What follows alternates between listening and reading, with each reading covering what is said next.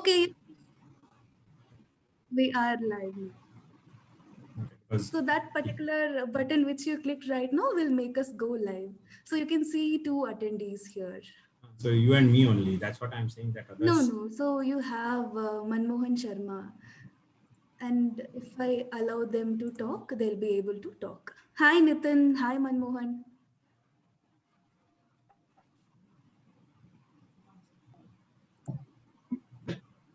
Nitin is talking, but I couldn't be able to hear. Yes, ma'am. Very good evening. How are you guys? Good evening, ma'am. Right, sir. So students will be joining in a short while. Okay, great. Sir, you didn't turn on video. No, I am turning it on. I don't do calls without video being on. Guys, you can turn on videos. Let us see you all. Okay, I guess you guys don't have this video option, right? So in case if you want to talk, if you want to turn on your videos, please let me know. I'll add you all in the panelist so that you'll be able to turn your video on. So Nitin, can you confirm me whether you'll be able to turn your video on? So I couldn't be able to see the camera option. Yes, ma'am. You can turn your video?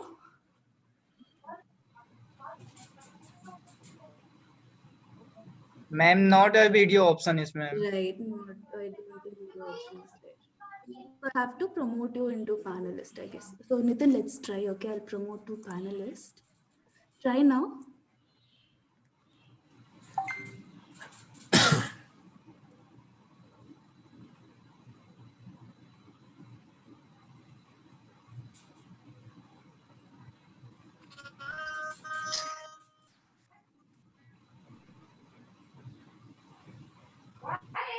Hmm?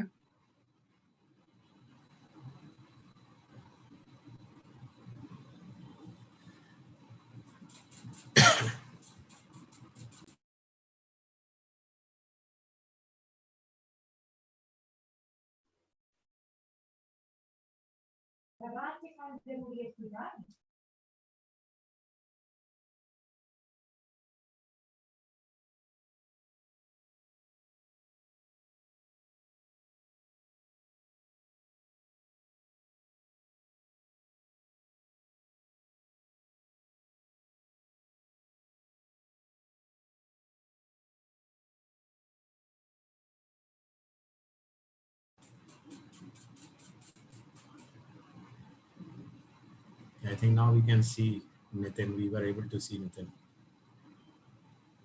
Right, sir. Yeah, so it's okay.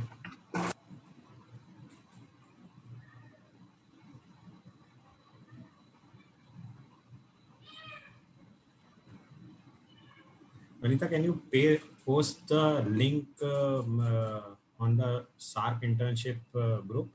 Sure, sir. Possibly Santosh also would want to join.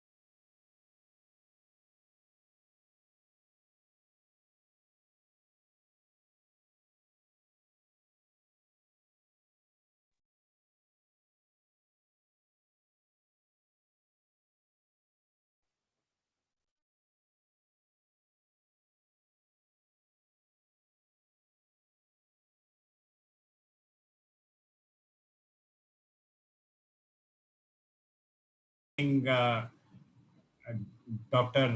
Uday Khedker, alumni of JEC or then GEC Jabalpur, and now professor in IIT Bombay, and he's a professor of eminence who probably shapes the best brains in the country today. IIT Bombay is known, and that too computer science is known in the country as the number one department in the engineering field.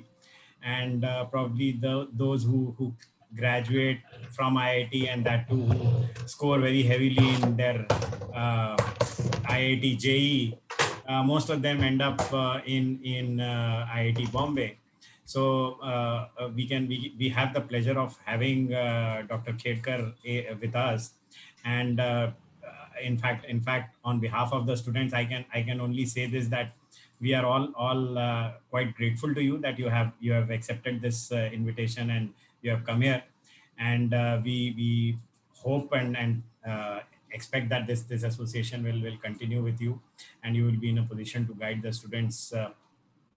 This is just to give you some background. This is a part of the JECA initiatives which we undertook, and it was to bring the alumni in contact with the students, current students, and also not only to share the experiences of the alumni of JEC, but also to kind of uh, mm, tell the students that, look, students from JEC have reached certain positions in life. So one, that this should be a role model, number one, and sky's the limit.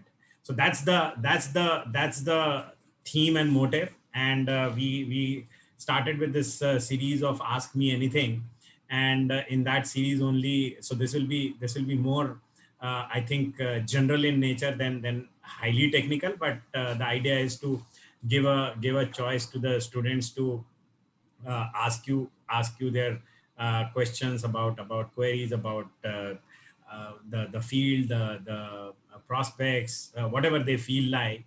And I think we all will be quite enriched and enhanced in our knowledge after this session. So thank you once again. And now I leave the.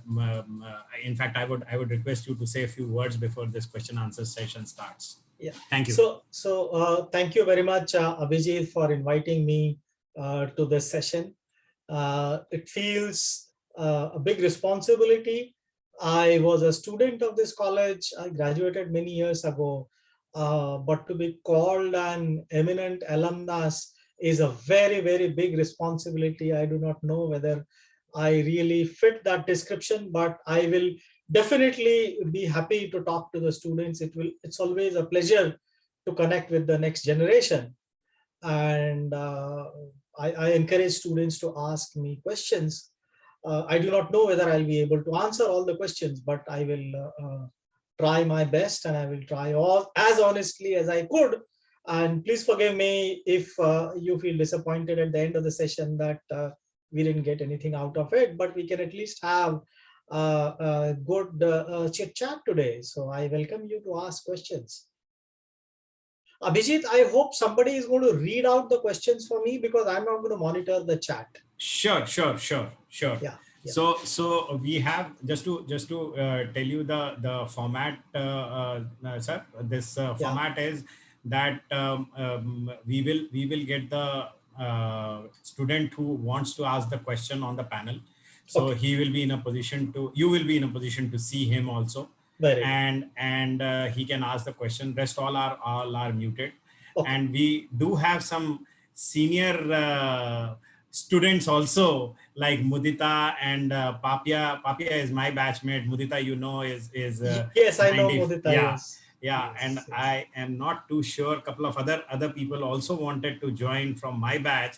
So there'll be some seniors also who obviously wanted to hear you and get a sense of how things are shaping up in the world of computer sciences and stuff like that. Wonderful. So Vinita, you can bring the students on the panel.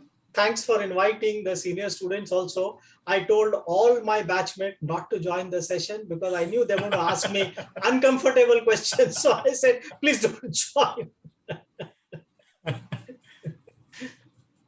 So that's a hint to others. Please don't ask me uncomfortable questions. No. So Vinita, you can please put the question and the student on the panel. Let's start.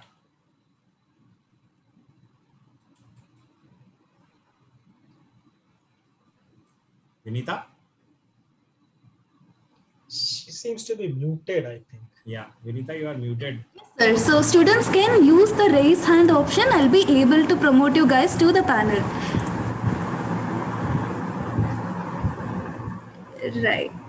So we have Ritika here. So Ritika, I'm promoting you to the panel. You'll be rejoining soon. Right, guys, please use the raise hand option, or else you have the option to unmute yourself.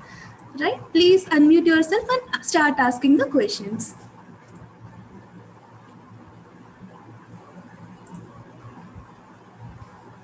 Yeah, Ritika, go ahead with your question.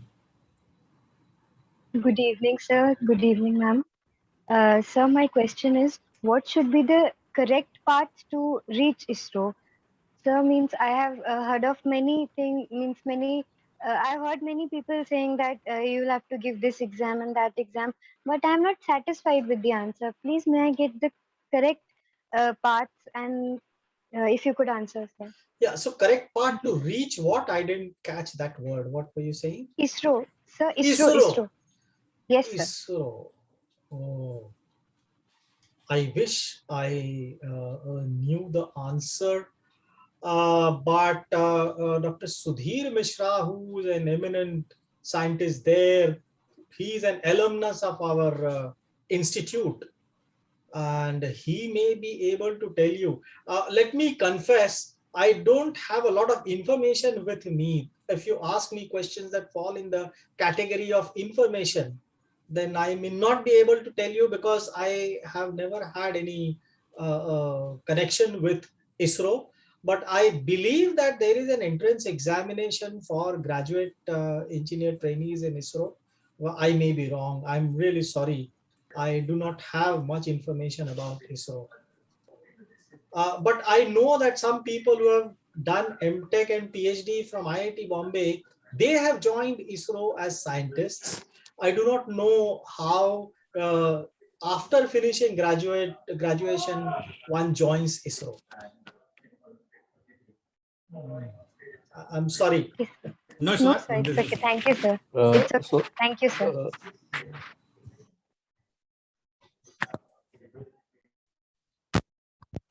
good evening, sir. Good evening. Sir, actually, I wanted to ask how to start the culture of research in a college. How to promote students to dive into the field of research. That's a very good question and very difficult to answer question. And more importantly, very difficult to answer this question in just a few words, but I'll still try my best. If you're more curious, those of you who are more curious, there is a talk on YouTube, my talk on YouTube called What is Research? And perhaps I will pass on the link to Abhijit and he can put it up on the alumni portal. So there is a 1.5 hour YouTube talk on what is research. There I have spent enormous amount of time on talking about what is research. But let me say the most important things that are required when we do research, and then we can think of how we can cultivate those things in our college. Okay, so the first thing that is important in research is to change a certain mindset. Let me answer this question this way. As a part of this talk, when I used to give this talk at many places, some people asked me this question. We have intelligent people in India. Why is it that India is not so very well known on the international research map compared to Western countries? So I did not have an answer. I had to think a little bit about it. And then I realized that it has something to do with our cultural baggage. We have a cultural baggage whereby we are unable to distinguish people from ideas. We need an open culture where we are able to openly, freely criticize the ideas of a person without that person feel offending. Without, we ought to be able to appreciate ideas and not assume that we are praising that person. So what happens is we often mix criticism of an idea, appreciation of an idea, with the appreciation of a person or criticism of a person. People become more important in our society than the ideas themselves. And therefore, we do not have a very open culture of free and frank discussions. So I would like a situation where a student is able to ask a teacher in the class most difficult questions and most awkward questions, and teacher should be happy about it rather than feel uncomfortable about it. And students should also have the courage to ask most difficult questions. If they're not understood anything, they must have the courage to ask questions. They should not feel that by asking difficult questions, we are offending a teacher. There is a way of asking questions politely. We can always tell each other that, look, you have said something, but I did not understand it. That does not mean that the person who has told something to us is wrong or has not. It just means that perhaps something more is required in communication. So the first requirement is to have an open culture where a senior is respected for the knowledge and the openness that the senior brings in, and not just for how many gray hair the senior has on his or her head. So typically we have this notion that somebody is senior, so somebody must be God, somebody must know everything. That is not the case. So we have to demolish these ideas that seniority means greatness. We just have to look at all people as equal. Yes, seniors have more maturity, more exposure, but juniors also have more exposure to technology. So they are, at some sense, there should be a discussion at a level playing field. So if we can inculcate this feature where people are expressing, I keep telling this to my students, you must feel free to speak your mind. If at any point of time you wonder, should I say this? Would my teacher feel bad about it? Then there is something wrong. So that is the first and the foremost requirement. Then and only then we will be able to encourage students to think independently. If we cannot encourage them to think independently, forget about inculcating research atmosphere. I mean, people might give different answers to this question. People might say, you need this funding, you need that funding, you need this lab, that lab.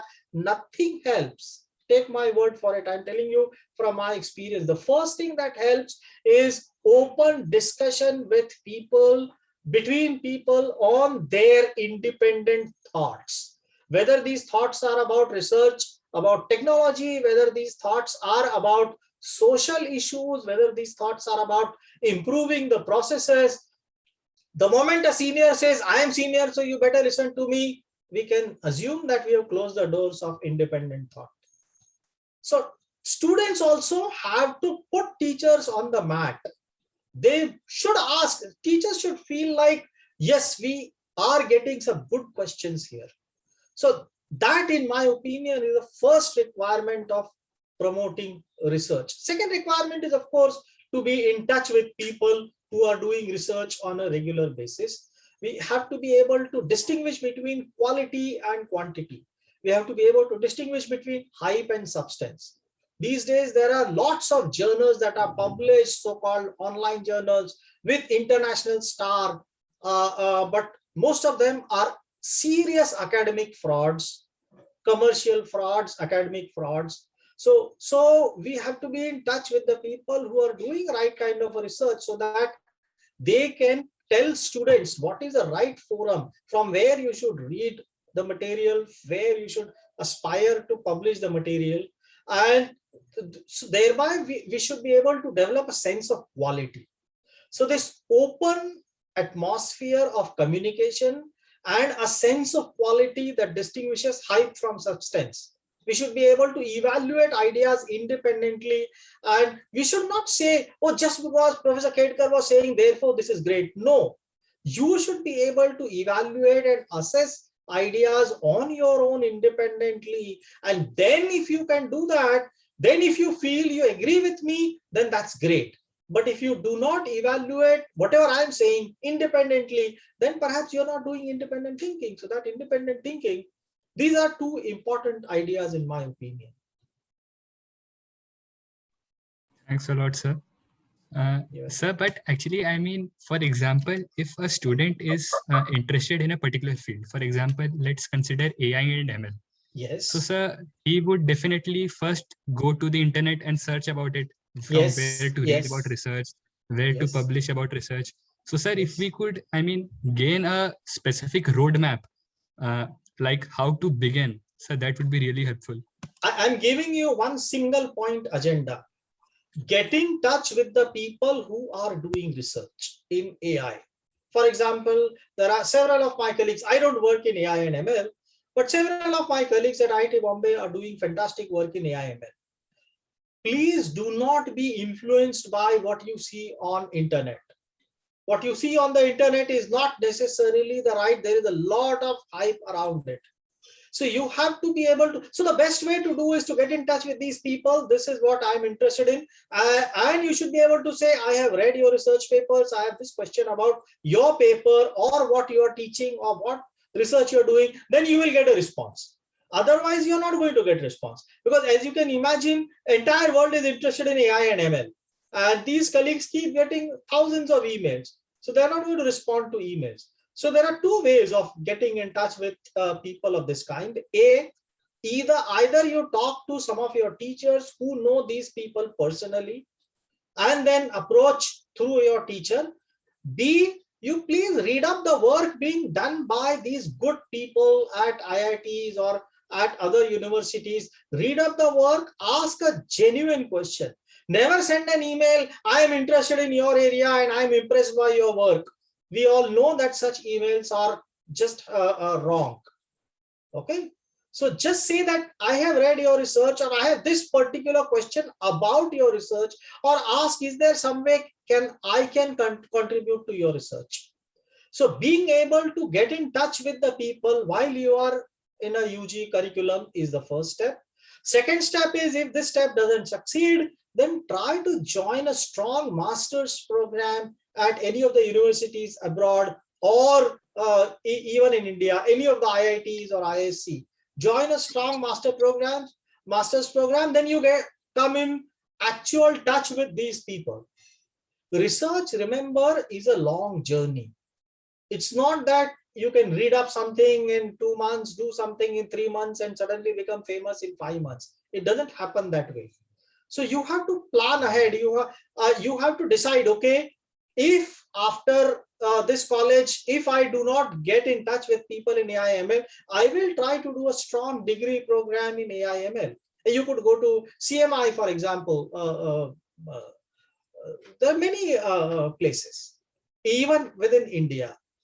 So I'll emphasize, the best way of doing research, good research, is to be in company of people who are doing good research. That's how I did my research. When I graduated from our college, my degree was in electronics and telecommunication.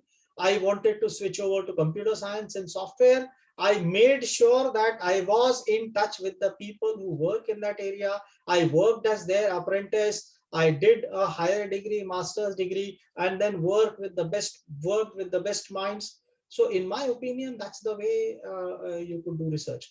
But please do not expect to sit in your college or in your hometown, just read up internet and do great research. That it doesn't work that way. I'm sorry if I'm disappointing you, but I have to tell you things that I strongly believe in, even if I have to be a bit blunt. Thanks a lot, sir.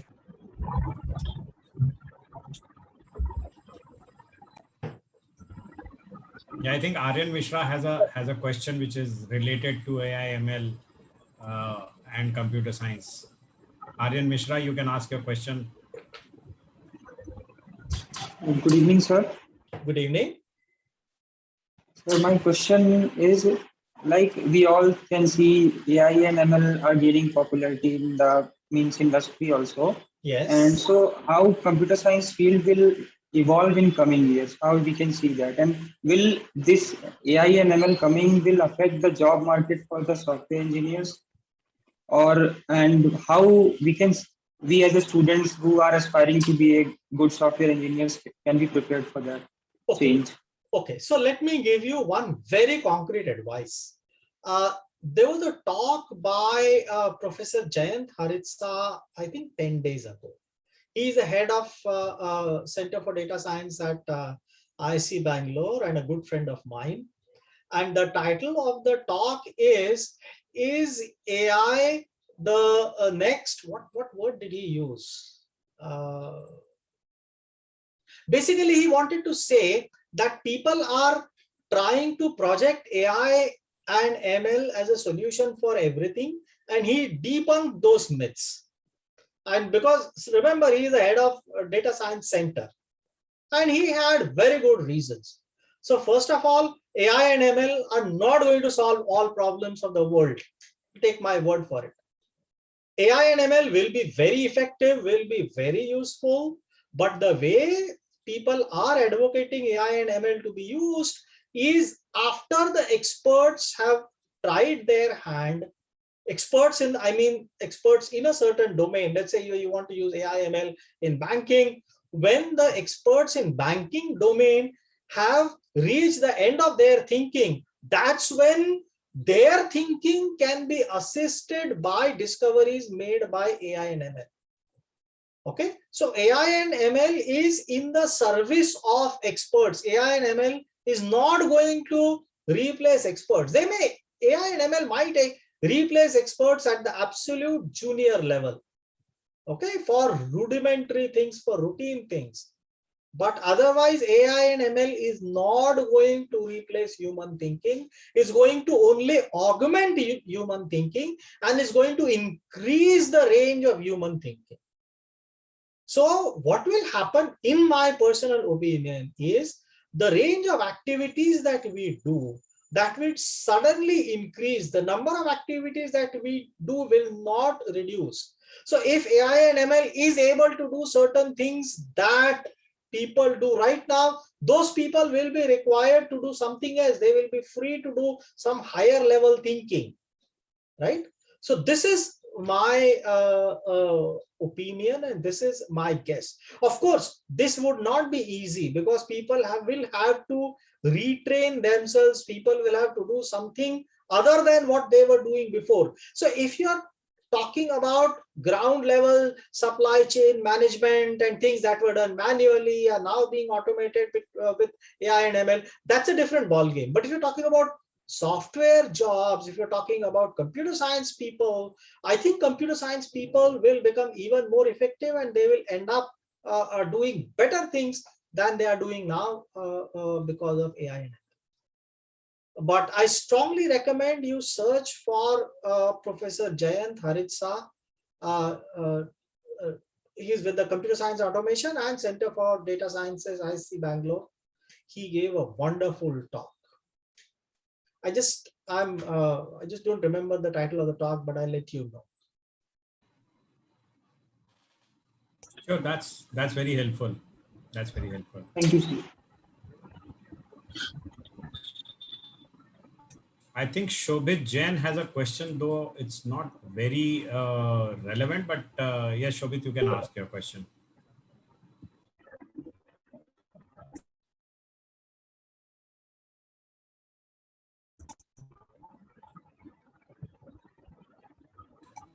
Shobhit Jain, you can unmute yourself and ask the question. Yeah, so while he's asking the question, I just remembered what was the talk. So it was, is machine learning the next astrology? So he compared it with astrology, and he showed how AI and ML is basically, it did not mean it was astrology. He meant that people are viewing it as astrology. He basically meant that it's basically a statistical science, and people are talking about Everything about AI and ML, they're talking about Python tools, etc., but not talking about the science behind AI ML. So please do look up his talk.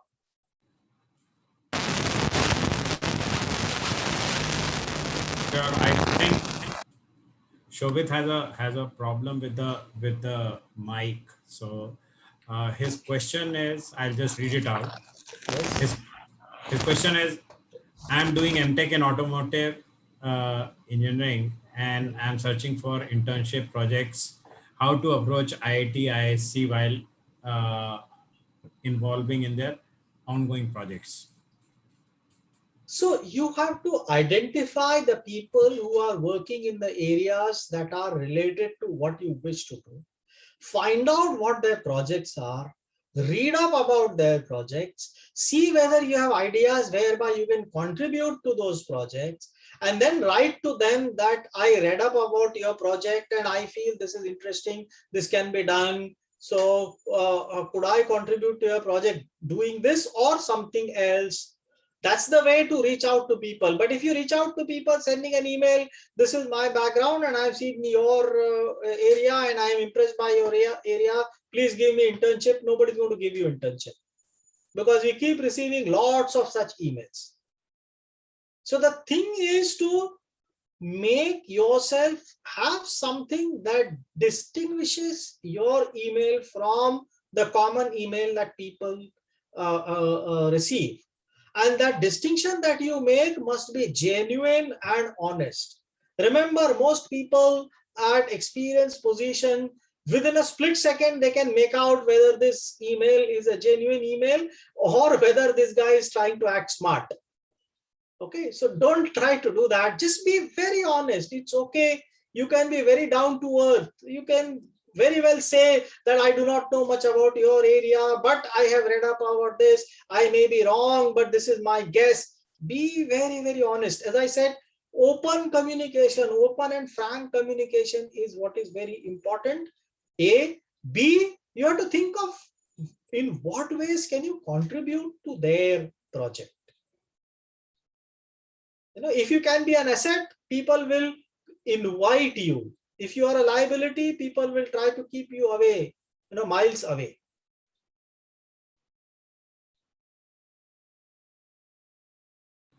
True. I think you have perfectly answered that. And Akash Kesarwani also has a question which is related to how to approach professors for research work. I have done some courses and projects in blockchain technology. Yeah. Now I'm searching for research internships, but now all research internships are filled. Can I still approach them with an email? I have studied their research work. Yes, I think you should approach them with an email.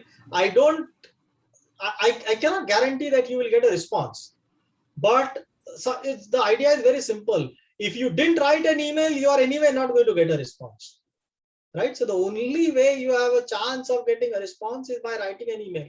But as I said, write an honest email, write an email that indicates that you have done your homework. Let me give you a simple example. I think it's worthwhile here because there are several questions related to internship. I'll take maybe 1 or 2 minutes to describe this. So I work in the area of computer science, in the area of compilers. I don't know how many of you know what compilers are, but that doesn't matter. Okay, so a student who was studying for GATE happened to search for the topics on GATE, and there is a topic on what is called live variables analysis. The details doesn't matter, but the students, in order to prepare for the GATE, she did some kind of a Google search. She landed up with my YouTube lectures of my last year's course. She looked at the videos. She watched my lectures, and she understood some things. She was able to prepare well for GATE using that. But then she thought that this is interesting, but I should also try to implement it. I should not remain only at the level of ideas. So then she searched for how to implement it. Then she found out something called LLVM compiler infrastructure. She did not know anything about compilers. She is an electronics student. She knows nothing about compilers. She knows nothing about analysis. She studies all this on her own. She downloads LLVM. She implements that analysis successfully in it. And then she wrote an email to me. That's the first time she contacted me. She wrote a very honest email that your YouTube lectures was my first formal introduction to this. I do not have any background. I have tried to do this in LLVM. Could I do an internship with you? This is an exceptional email that I received. I immediately responded to that girl. I gave her some more homework. I checked what she had done, whether she was saying things honestly or whether she had taken some program from internet and passing it off as her own. I tested her by asking her to change some things, and she was able to do everything so well, and I was damn impressed. She had done all the homework before approaching.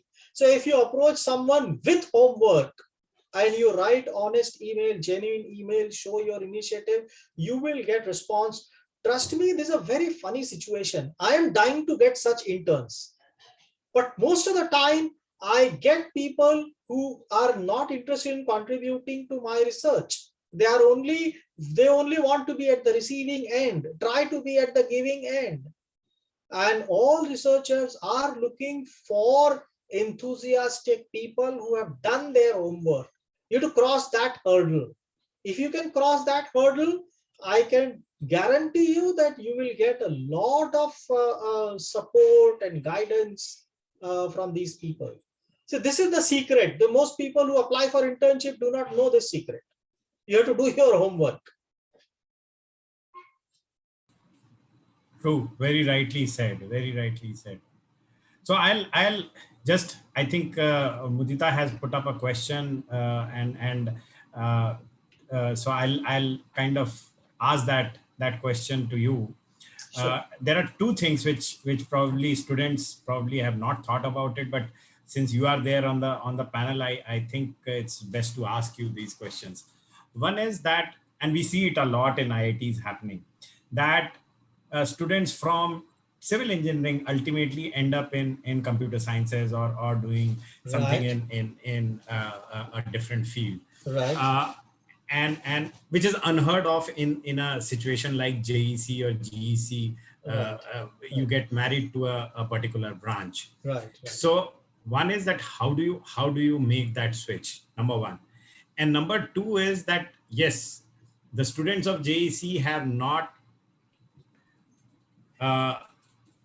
gotten any good IIT at the UG level, but and certainly there could be n number of reasons. Right. But after a certain level, the intellectual levels, kind of the difference is very, very narrow. There could be very bright students in other colleges also. Absolutely. And therefore there is no reason to believe that JEC doesn't have those bright minds. Absolutely. Now, what is that the students of JEC should do to come at par with an IITN? Let's put it this way. So these are two questions which I have kind of framed for the students, which probably one Mudita said and second one is mine. Yeah. So what was the first question? I kind of. So how do you switch from a branch, say a civil engineering or electrical to? Okay. So I think my answer to both the questions is same. First is, do not remain satisfied with an undergraduate degree. Do look for a good postgraduate degree. All those people who do a switch from, let's say, civil to computer science, and I have had some students. I am a switch from electronics to computer science. I did not do my undergraduate degree in computer science. So I have lots of people who switch from electrical engineering to computer science, mechanical to computer science, civil to computer science, or various things. The important thing, what all these people did was to get a strong foundation. If not at the undergraduate level, at the postgraduate level. So for example, if you want to come to do MTech in computer science at IIT Bombay, you can take GATE computer science. You do not need your undergraduate degree to be in computer science. In fact, this year we have started a new program called Masters in Science, MS by Research, in which half the people are not CS people. Half the people. Their degrees are in mechanical, civil, electronics, or something else, but they all of them have qualified GATE computer science with a good score. So the first step is, if you want to switch to a certain area, look for a higher degree in it. You might want to do that higher degree at an institute abroad. You might want to do it at a good institution such as IIT. Prepare for GATE and do a higher degree. Remember, if you want to distinguish yourself, let's say 30 years from now, a higher degree is going to go a long way. Do not remain just on your first degree. Do not think that you can do some courses, online courses from this academy, that academy, and you'll be able to do a switch. It is not that easy. It may be possible, but very few people are able to do it. So the best thing to do is to do a strong postgraduate degree at a good institute. So this answers both the questions. You are able to switch to a different area and you are able to come to that level. Okay, so that is something that's very important. In fact, Abhijit, I gave a talk at a college, something called Higher Education Myths and Reality, at one of the colleges in Pune. I'll be able to do an online, I'll be happy to do an online version, repeat an online version of the talk for the benefit of the students of our college. Sure, that'll be very helpful. I think that'll be very helpful. I think Santosh is asking a question. I wanted to ask, how do you see computer science or any other branches of IT democratizing education, especially higher education, in coming years? I didn't understand the question. What do you mean by democratizing? By democratizing, do you mean equal access to all people? Is that the meaning? Santosh, you can unmute yourself and ask this question. Yeah. Good evening. Good evening, Dr. Uday. Good evening. It's wonderful to hear you. Thank So you I very just much. wanted to ask, democratizing is basically the equality in education, how we can bring it to the remotest part of India, whether computer science and other IT branches are playing a leading role in that.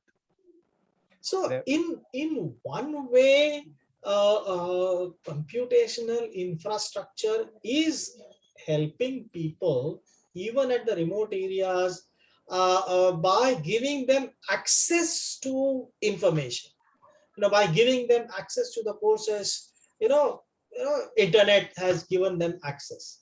But if you don't mean infrastructural advantage, then if you're saying that how can remote people come and study at a place like IIT, so many people from remote areas do come to IIT, but I understand that the number of students who would be interested in doing that and the number of positions that we have, there is a imbalance. The demand far out supplies the supply.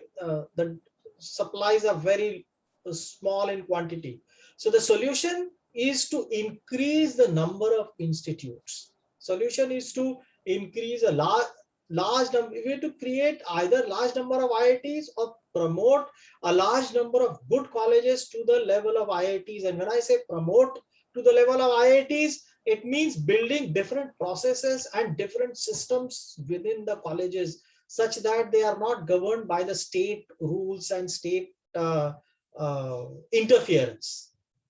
So if we can do that, then we have actually, as Abhijit said, I do believe, and I have seen this always, that the other colleges other than IIT also have excellent students. I mean, my best student who's done wonderful work, now she's going to Northeastern University for PhD. She did a BTech project with me. She's not from an IIT. She's from some other college, local college, Cummins College in Pune.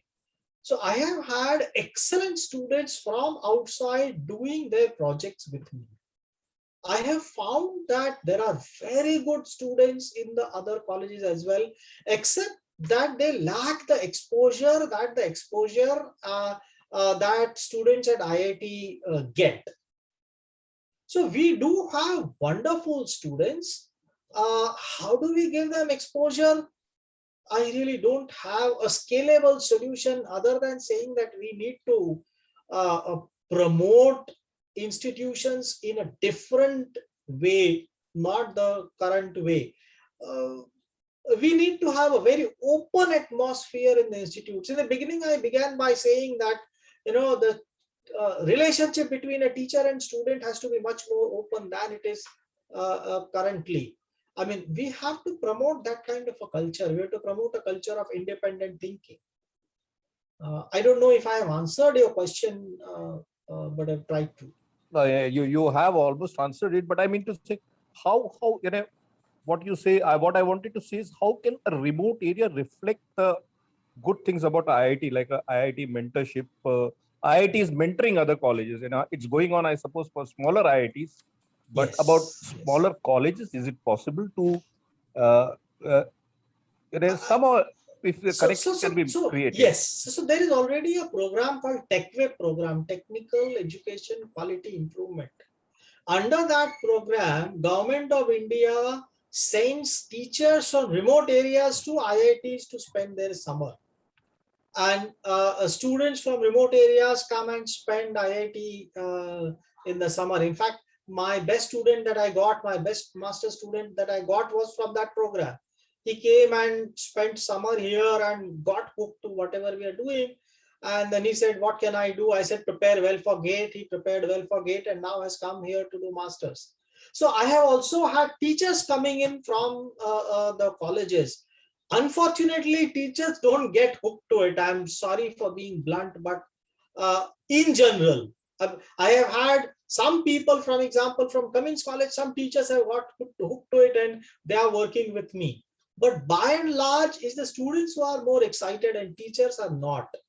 So I would like a system whereby, let's say, a teacher from Jabalpur Engineering College, if the teacher wants to spend time with me looking at how I teach the subject, if somebody wants to teach compilers, I will be very happy to interact with the teacher, supervise the teaching of that particular teacher for entire 1 year, give all my teaching material, all my slides, all my programs, all my softwares. I'll be very happy to share everything. I would like this material to be used by many people. But unfortunately, we do not have mechanisms where teachers are in local colleges are put in touch with teachers at IITs. We have TechWeb, but I have not seen many people coming in out of TechWeb to this level.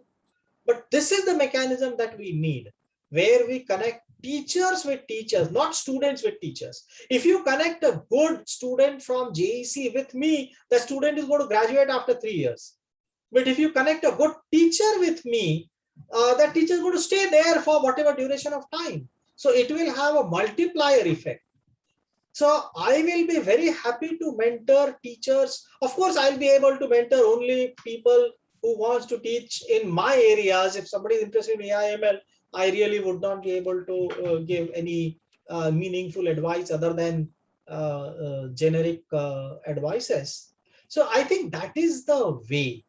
And I can promise you that most people, most colleagues that I know, we are very eager to mentor teachers. The trouble is, most people come to IIT for a stamp of the IIT, not for what IIT stands for. In some sense, IITs are victims of their own success. People want the hype of IIT, not the quality of IIT.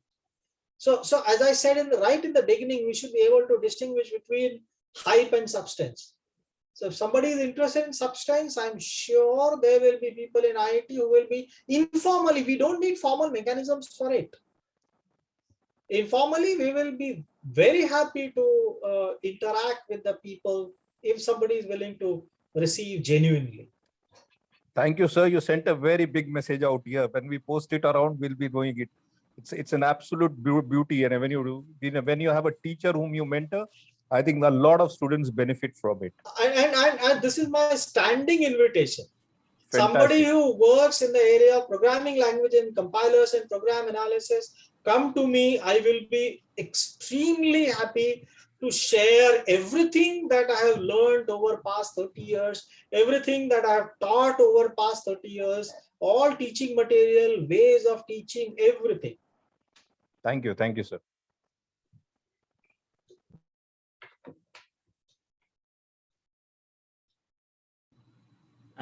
Thanks for this answer, Uday sir. We have a couple of other questions, and one question I'm reserving for last, which I should remember. But there's one question from Anurag, which is he's asking, what is the scope of 3D printing technology? And I would slightly extend this because this is only limited to 3D printing. But also, if you can throw some light on the startup culture today, what is there in the country, and if we have students in JEC who are looking to have their own startups, so if you have some few words for them as well, besides the 3D printing technology as scope. Okay, so I think 3D printing technology has a lot of scope. There are several things that we will be able to do that we would not be able to do otherwise. Let me take a simple example. Let's take the example of printing technology or even typesetting on computers. I remember when I was a student, when that is in 1986, when we wrote our BE report, we had to write things by hand and had to go to a typist who typed out our report. Right now, we are able to typeset everything on our laptops. Wow, what has that revolutionized? Now we are able to publish books at will. Now we have technology where we can print one copy of the book on demand. Okay, so that the fact that I can express my thoughts, my opinions without the help of someone else, I can publicize my thoughts the way I wish to. So this means this means that is available to you is a great tool. So similar for publication. I mean, today, for example, I want to do many things at home. I'm building a stand. I have a stand to hold my laptop like this. Then I would buy PVC pipes. I would buy joints and cut them with hacksaw and whatever. So there are various things that I try to build. But with a 3D printer, I will be able to use it to build things of the kind that I want. So I think there is immense scope, except that I believe it has to become much cheaper, much more. Right now, it's a bit expensive. Once it becomes as cheap as printing a normal printer that people have at home, I'm sure there is a lot of scope. It is going to revolutionize things socially. And I believe the question was from the viewpoint of what impact it would have socially. That is one question. The second question was about startup culture. Startup culture has, in fact, in India, that culture has started taking roots. 20 years ago, 30 years ago, this was not the situation. For example, 20 years ago or 25 years ago, all students from IIT en masse would go abroad for higher studies. Now you will be surprised to know that the percentage of students from IIT who go abroad for higher studies has come down to less than 5%, which is a very small number. Most people take up a job here, and a very large number of people have started creating their own companies. So startup culture is coming up. IIT is trying to foster it by creating an incubation center, and I believe JECA is also pushing for incubation center. We have some of our alumni who are leading people in the industry, Dr. Ajay Chaudhary and others, Dr. Sudhir Mishra. So I'm sure there's a lot of guidance that is available to people who want to start their own businesses. But in my opinion, I am not a person with that inclination, but I think starting a business requires two things, not just a technical knowledge, but an understanding of a social need. You should be able to anticipate a social need and think of which technology you can deploy for it.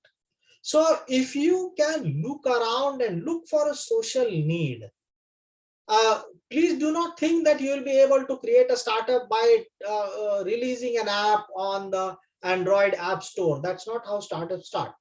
Startups have to fulfill a genuine need. So look for a genuine need, look for a technology that can serve that genuine need. And if you are very keen, I would advise this is the right age, particularly for the youngsters. There are no responsibilities. This is the right age to try out certain things. Sometimes in order to try something new, it is better to be inexperienced rather than experienced, because experienced people know 10 different ways in which things don't work. And in order to do something dramatic, you have to not know how things don't work, not work. And that's how you can try something very new. So I would encourage youngsters to take the plunge. A startup doesn't require a lot of money, but it requires a lot of commitment. It requires an understanding of a genuine need and understanding technology deployment. These are the two things that are required. I think that's very interesting and very good insight you have given on the basics of startups, because a lot of people don't understand this aspect of fulfilling a social need. Yes. Yes. Which is the most important thing, I think. I mean, technology alone cannot get you anything. Remember, technology is a means to serving an end. So what end are you serving? And are people willing to pay for that end? Unless you are able to get a good answer to that question, I don't think you will do well on a startup. Yeah, agreed. Saman Dubey, you have a question you want to ask?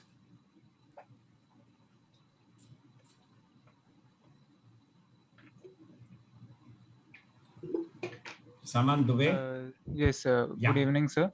Good evening. So my question is, sir, how should we prepare for, these revolutions are coming and we are looking forward for Industrial Revolution 4.0 or Industry 4.0.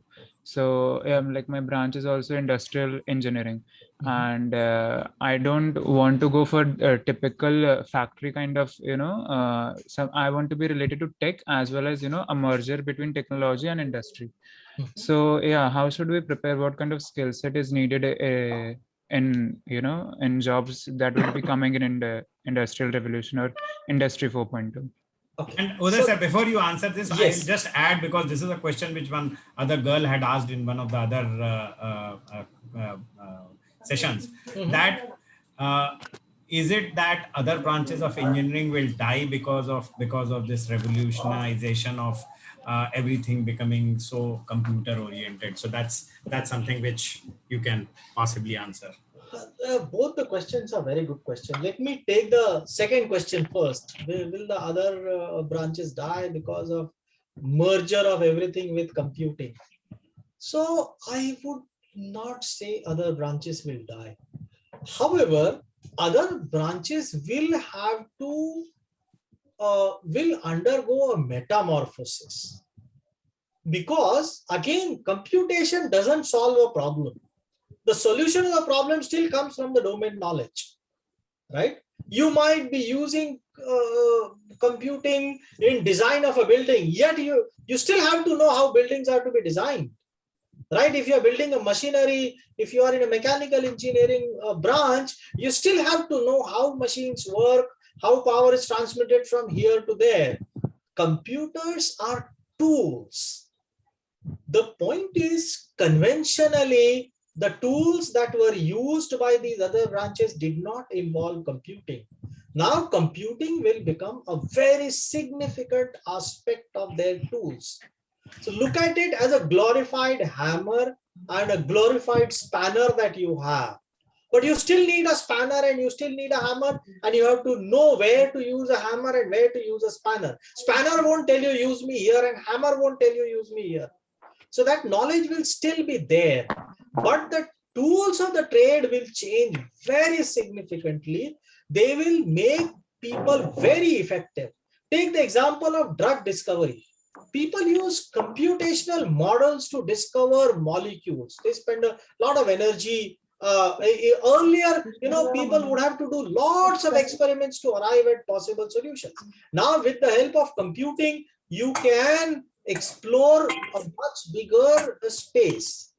So computing will change the way you do things, and therefore, superficially, you might think everything has changed. Many ways of doing things will change. New things will also come up, but the basic knowledge of the engineering that is required in these other areas, that, I mean, we still have to live in houses, we still need electricity, we still need washing machines, we still need automobiles. Yes, automobiles may have lots of electronic parts, but at the end they still have to work and they still have to burn fuel. That fuel may be electric, but not I thought you said you'll come at 10 o'clock and switched off everything. the gas and the mechanisms and all those things will still remain. So yes, these branches are they are not going to die, but they are going to undergo a big metamorphosis, because now they will have a much more powerful tool at hand, which they had not used before. So that was one question. And the second question was Industry 4.2. I'm sorry, I really am not very good at keeping track of these buzzwords, what Industry 4.2 means. But I have a simple take on it, and answering this question gives me an opportunity to advertise my talk once again. So as I said, I have a talk on what is research.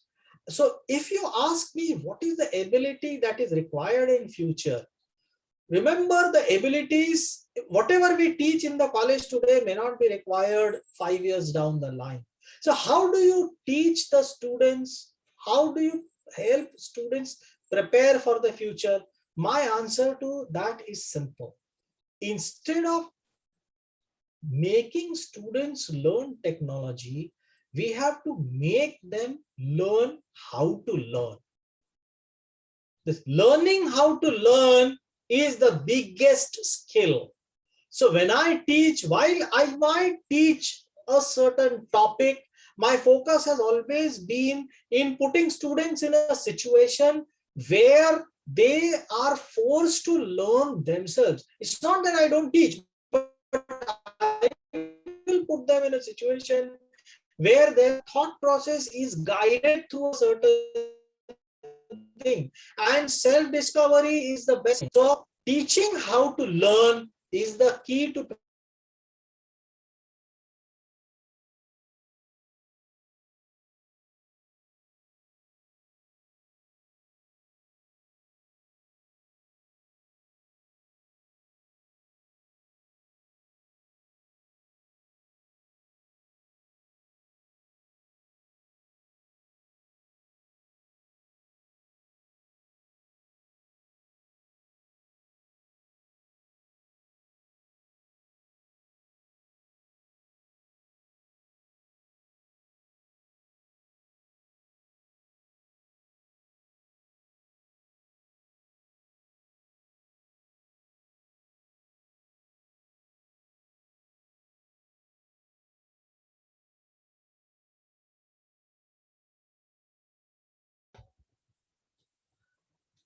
I'm sorry if you're going over the time, but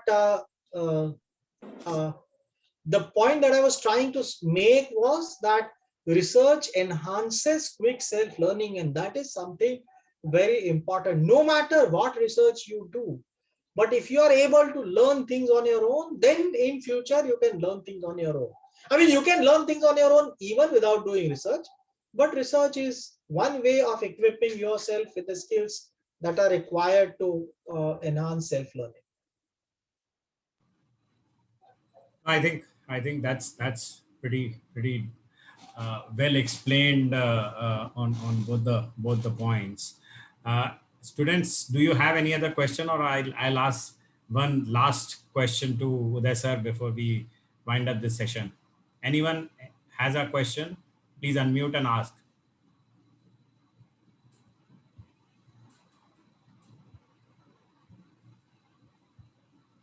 No, so I think I'll ask that question. So you decided to make a career in teaching at IIT, Right. and that's also a very noble and good profession, which obviously a lot of bright minds have chosen in past, and also going forward also it'll be done.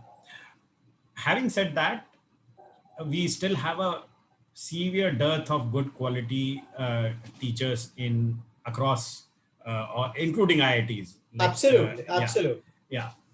Now, and it's a profession which pays you decently. I would not say pays you out of the world, but at least pays you decently. Yes. And gives you a good base for exploring your ideas and thoughts in research. Absolutely. So what was the driving force for you, and what is the message you would want to give to the students who would want to make a career in the field of education? So that was the last question. Abhijit, that's a wonderful question, and I'm really thankful to you. You asked me this question. So, okay, to give you a very frank answer, I have had I have had the benefit of being taught by some of the best teachers, best minds, right from school and even in our college, Bhargav sir, Pandey sir, AKS sir. I was exposed to some of the brightest people who were teachers. But the person who influenced me most was my high school teacher. I don't know how many of you would even remember S.V. Kanade sir. He was a school in model high school, and he was a teacher in model high school, and he used to teach students for 11th standards, 10th and 11th standards at his home. And I used to go to his house, and yeah. Canada sir, was he blind? Yes, he was blind. I was a student. Oh, is that so? I see. So which year did you used to go to him? 1986. 86. 86. I appeared for PT. That time he used to give PT tuition. Yes. So I appeared for 11th standard in 86 that time. I see. So I used to go to him in 1980 and 81. Okay. And he is the most influential person on my life. I mean, he was such a wonderful person. You can imagine he was a blind person, but he was to teach. Excellent teacher. So well. You'll be surprised to know that he would teach us construction of a tangent to a circle. He'll say, make one point, make this angle. He was able to visualize everything. So he was blind, but he had a great vision. And that vision is something that influenced me a lot. And while going to him for a year, I realized that he was making reasonable money by the tuition that he teaches, and in the most respectful way. And people used to respect him a lot. I remember the collector of Jabalpur had come. He was a student, and he came to meet Kanade sir at his house with his car. And so I was very impressed. So I felt that there can't be a better way of leading a satisfied life, where you do something meaningful that changes the lives of the other people, and you remain in touch with the young people. He was so open. He would encourage us to ask questions. He would encourage us to think differently from what he used to think. So he was one person. Then there were, as I took the names of some teachers, AKS sir, Pandey sir, Bhargav sir in our college, and then Sahasra Buddhe sir in my MTech program, Sapre sir, and then Damdere sir in my PhD guidance. So I have been shaped by some of the best teachers who were most dedicated to teaching and who enjoyed their teaching. So I took to teaching not because it's a noble profession. I took to teaching because I found that it's a very, very satisfying profession.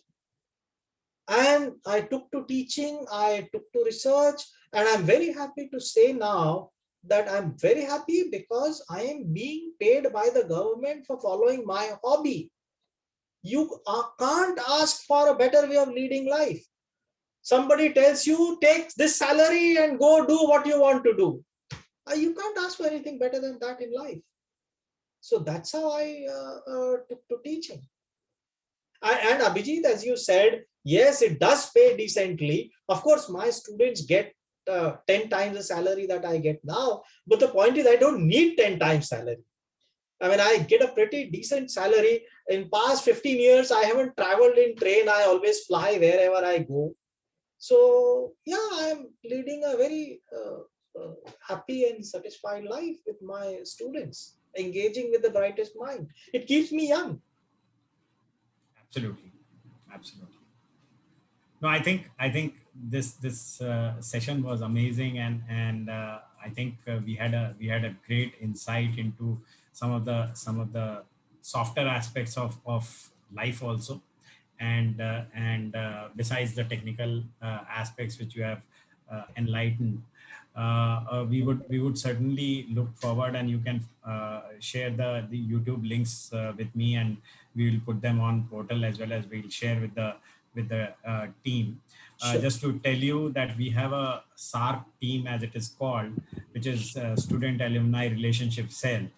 And some of the students who are also participating in this session today are a part of that cell, who are coordinating with us and trying to organize these things. So through them, we will try and propagate this to rest of the students also. And we certainly look forward to some of your more technical sessions, where probably people like me will not be required to moderate. And students can possibly gain from your knowledge on the domain. We will try to see that if any of the teachers, I know we had discussed this in one of the other discussions also, Right. if JEC's teachers can be kind of put to get in touch with you to enhance their skills. And probably that will be the best way forward for JEC and the students. And for the students, my only request would be that uh, people like Uday sir are difficult to get. And if you have the chance of hearing him, you should feel very happy about it, that a professor like Dr. Uday Khedker has come and discussed and given an hour to you. So I thank on behalf of all the students, and I sincerely thank you for your time, and from entire team of students, as well as some of the alumni who are there on this panel. Thank you very much, sir. Thank you very much, Abhijit, and thanks a lot to all the people who asked me questions. I hope I was able to give some answers that you found mildly entertaining and mildly useful, at least. And I do look forward to engagement on a long-term basis. I would be happy to mentor teachers. I would be happy to mentor students. If somebody wants to work in the area of compilers, please get in touch with me. I will be, of course, this is for computer science students, not other students. But if you did your homework and want to switch over to computer science, like my compilers and like my other intern, you're most welcome to do that, and I'll be very happy to support it whichever way. I have been supported by the best minds in my life, and it's just my duty to try and find out youngsters whom I can support in some small measure. That's the way the society continues. No, absolutely, pleasure, sir. Thanks once again, and on behalf of all the students who are also saying on the chat box, thank you to you. So I would thank everyone for the time, and wish you all the all the best, and we look forward to engaging with you once again. Thank you. Thank you very much and good night. Thank you, sir. Thank you. Good night. Bye. Thanks a lot. Bye bye.